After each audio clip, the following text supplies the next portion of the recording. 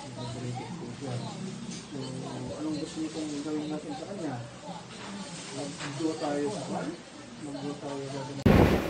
Pares ko lang po ako nitong aso. Dito lang po sila sa may Mabini Street, Barangay Taritono, may Paho, Caloocan City itong aso. Sana nga po ma-rescue ito at ako naman wala naman po ako mapaglagyan sa kanya, kaya dito lang muna siya nanatili. Sana po pa-rescue po nitong asong butot balat siya po ay may sukat. Akin na po siyang napakain. Dito lang po siya sa may Paho, Caloocan City. Sana po ma-rescue po itong aso at madala po sa vet, dahil po ako ay wala po akong pang vet po sa kanya, no. Kapag siya po ay naglalakad po siya ay natutumba po siya, kaya nakalupog lang po siya palagi, no. Itong aso, sana nga po ma-rescue po ito at sana nga agad-agad itong makuha dito sa may Paho, Caloocan City. Dito lang po siya nag-i-stay sa may gilid na po itong gilid po. Ito po yun ay PS Bank, sa gilid po siya ng PS Bank, no, sa may Paho, Caloocan City itong aso. So sana po makuha po agad po siya, no.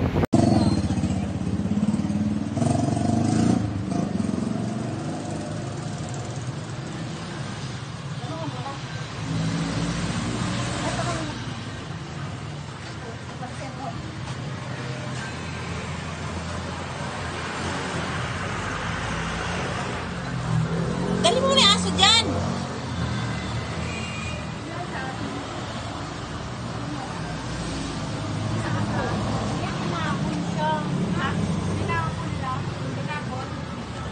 Okay pa yung kahapon eh. Yung pinuntan namin din mo.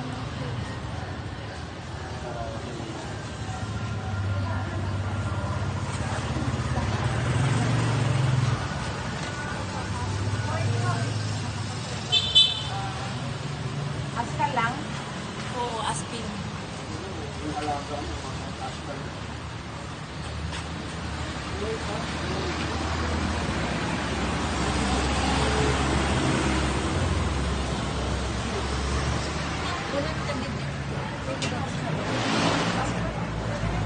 Sa ngayon, tapos kailangan daw na mayroon makita sila natin nila sa gate para may pasok na dito sa pera.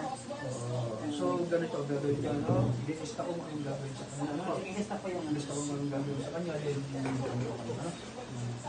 ilista na po ang kailangan niya para maipakita ko na. Nalubat yung cellphone ko, ano ba yan? something na na-induce na wala ito niya, no? Kaya, ganyan. Kaya lang, may konting issues na napunan. But suspect niya na ro na baka distemper ni ang hospital. Nakita niya, mapagla. May garapata.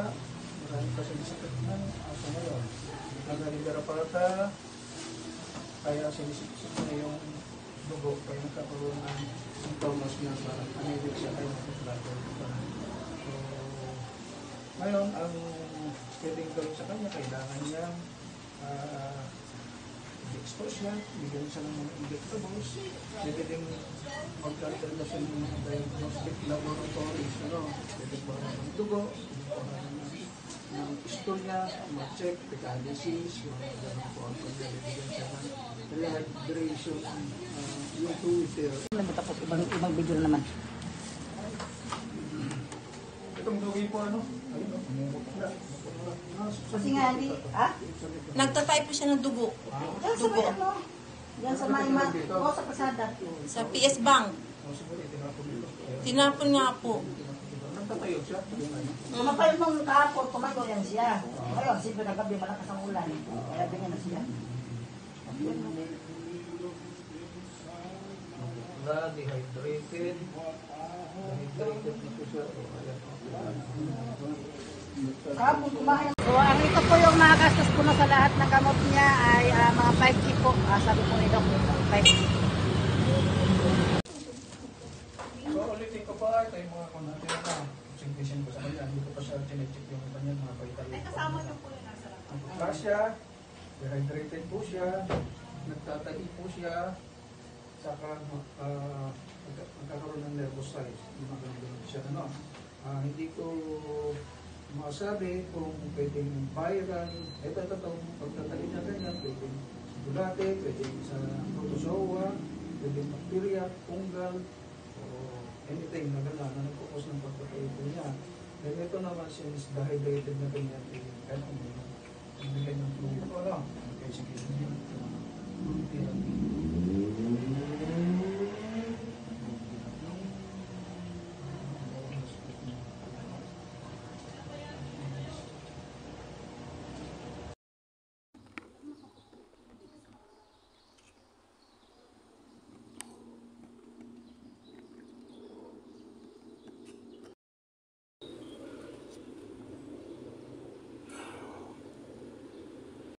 Possible na po siya, pwedeng nakakain mo siya ng something na marumi, pwedeng parasite na pandem na hindi makikita, gumagalaw-galaw yung alam mo yung protozoa,